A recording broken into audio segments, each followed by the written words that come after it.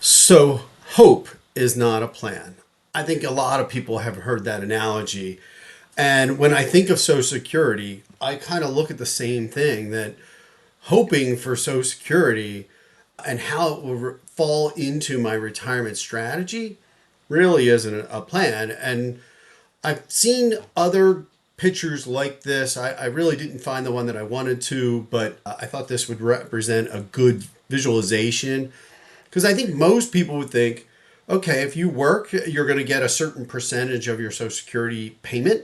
Not sure exactly what that is, but it will cover something. But most people probably aren't aware that it's actually kind of progressive the same way that your taxes are progressive.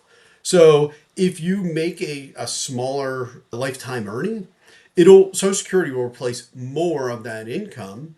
Whereas if you actually make a higher salary, it takes a smaller percentage, or it'll replace a smaller percentage. So this graph, again, I saw this picture out here. I think the analogy works. I'm not exactly sure how much the exact figures are to 2026 today, but the graph actually does look representative of what I've seen before.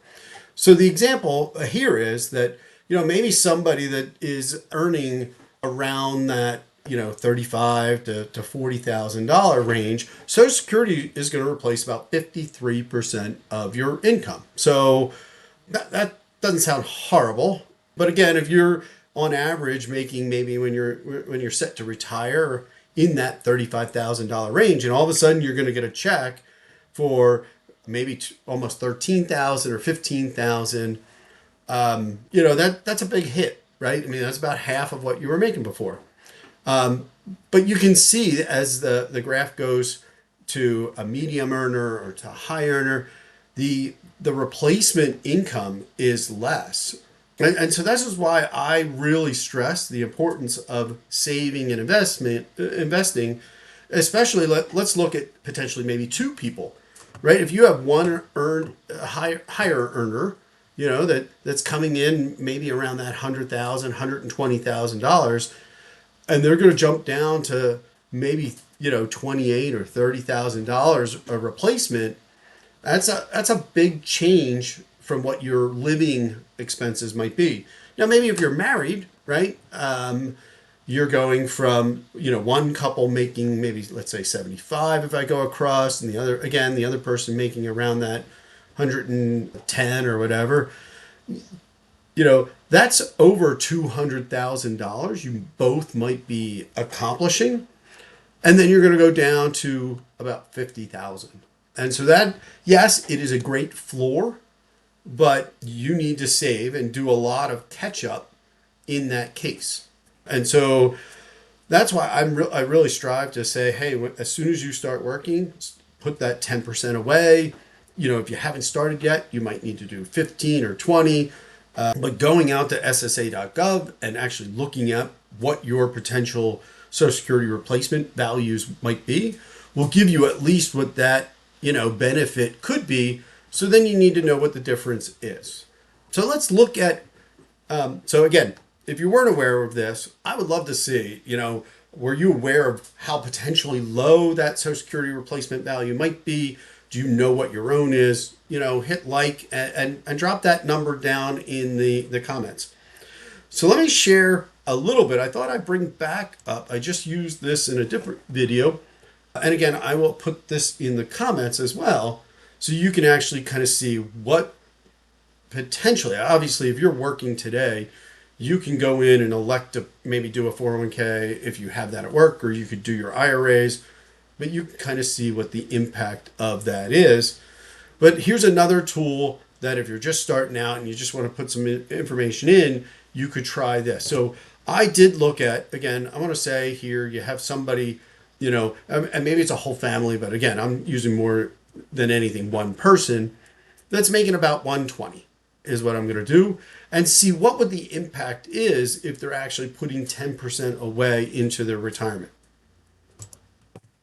So here's my baseline. So I have three different tabs. One that they're not contributing anything. Then I have a pre-tax and I have a Roth, just to kind of show the differences of that. So here is the person's making $120,000. Again, I did my local area, so you can put in your own.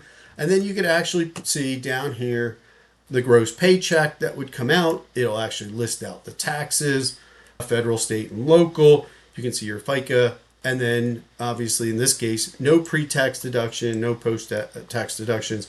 Again, if you have health care, you have other deductions, you actually can enter some of that into here to get that information. And it gives you what your potential take-home pay would be. And again, in this case, the person's a little over 73%, so they're bringing home $3,387 a paycheck. So again, you can put in whatever number you want. Now, again, I really strive to say, do 10%.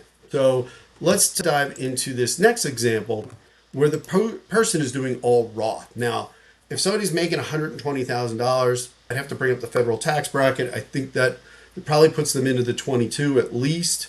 And so, adjust for federal, they might look at their state as well. So they might decide that they want to do Roth. They might decide that they want to do pre-tax. I would probably factor that in depending on where they think their salary might go in the future. But you can see here that after entering in a post-tax, you actually enter over here. So I'll click on this and you can see Roth of the gross 10%. It's $462. So they get almost 29, a little over 2,900. So if you're going from, almost 34 to, a little 29, that's a big difference from, what was it, 73% to 63%. So that's a 10% obviously decrease because it's post-tax. And I don't know. I mean, that maybe somebody could factor that in and elect. And again, if you have a 401k at work, sometimes you can do 5% in one, 5% in another. So you could decide those type of things as well. But you could see that. And then I did an example right here. Again, exact same salary, same location. The only thing that I did is pre-tax. So in this case, I put in 10% of the gross. It's the exact same amount. But you can see since it comes out as pre-tax, you can see here they go to $3,046 versus $2,900. So they actually go up a full $100. It's the exact same amount that they're saving.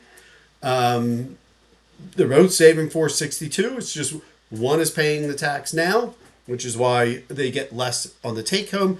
The other one, they get more of the take home, but it goes in pre-tax and they will need to pay the tax down the road. So I thought this would be a great visualization for you to use, understanding that you're going to need to figure out what the replacement value is that you need to make up based on what your Social Security is. Now, I don't know what your expenses might be in retirement, but I know that, at least for myself, I would like to bring in close, if not the same amount of money in retirement as I am while I'm working. So that's why I strive to really put in a lot to make up that replacement value. So hopefully you found this interesting. If you did, hit like and subscribe, and I'm curious to hear what your thoughts. So feel free to drop them in the bottom. Thank you. Bye.